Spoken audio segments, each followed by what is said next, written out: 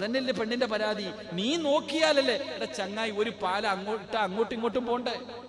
നിന്റെ ഭാഗത്ത് നിന്ന് അങ്ങോട്ടൊരു പ്രതികരണം ഉണ്ടെങ്കിലല്ലേ നിന്റെ ഭാര്യക്ക് തിരിച്ചുണ്ടാകൂ. അല്ലാഹുവിന്റെ പ്രവാചകൻ സല്ലല്ലാഹു അലൈഹി വസല്ലമ തങ്ങൾ പറയുകയാണ്, അന്നബി സഈദുൽ ഖുദരി റളിയല്ലാഹു തആല അൻഹു ഇന്ന റജുലൻ ഇദാ നദറ ഇലാ ഇംറഅതിഹി വ നദറതു ഇലൈഹി നദറല്ലാഹു തആല ഇലൈഹിം നദറത റഹ്മാ. നബി പറയുന്നത് കേട്ടോ, അല്ലാഹുവിന്റെ പ്രവാചകനാണ് പറയുന്നത്.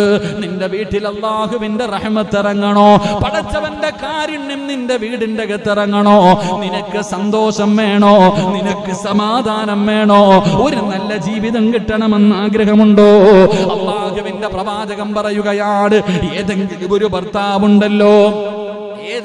ഭർത്താവുണ്ടല്ലോ തന്റെ പ്രിയപ്പെട്ട ഭാര്യയുടെ മുഖത്തേക്ക് സ്നേഹത്തോടെ ഒന്ന് നോക്കിയാൽ,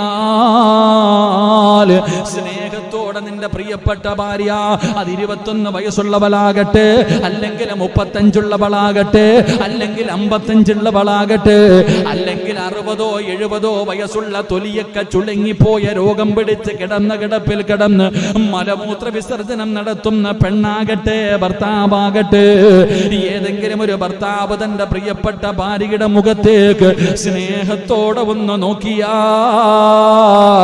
ആ വീട്ടിലേക്ക് പടച്ചവന്റെ റഹ്മത്ത് ഇറങ്ങുകയാ. അല്ലാഹുവിന്റെ കാരുണ്യത്തിന്റെ പെരുമഴ നിന്റെ വീട്ടിലേക്ക് പെയ്തിറങ്ങുകയാണ്.